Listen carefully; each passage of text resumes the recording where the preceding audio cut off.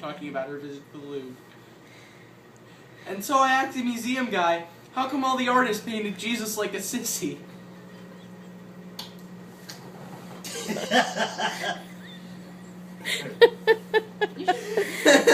Have you heard that story, Wes? Me, thinking, whoa, French fags have an answer for everything. I don't like that namby-pamby Jesus. He was a carpenter. He was strong and muscular and virile. Where's this?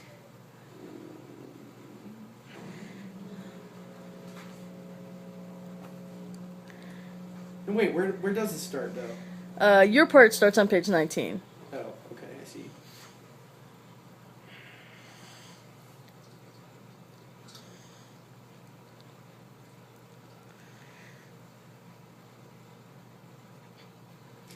The show culminated with a standing urination demonstration. My mother and I were in the front row, less than a foot away from the stage. It was intimate.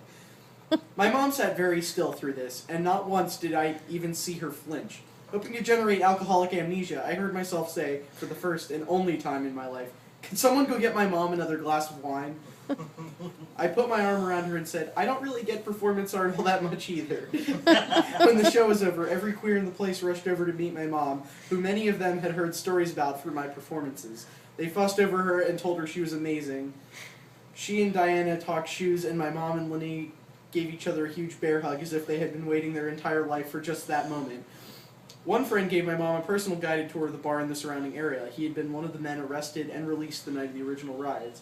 "It's a little bit like being shown around Buckingham Palace by the Queen," I told her, thanking him. He corrected me, "It is exactly like being shown around the palace by the Queen." My mom was gracious. She smiled and hugged the entire room of queers like they were old friends.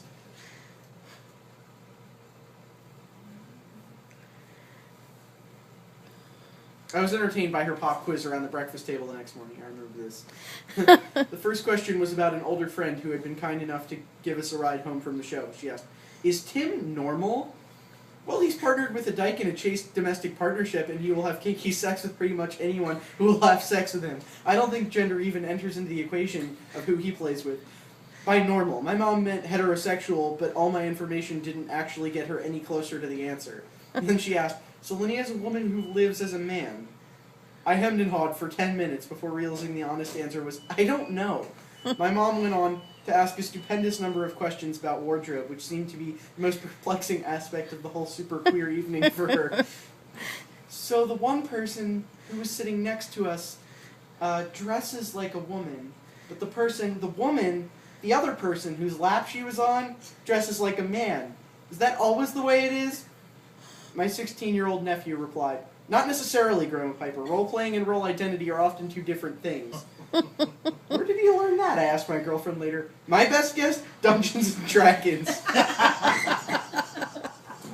There was one more question that my mom meant to ask, that she wanted to ask, but that she felt embarrassed to bring up.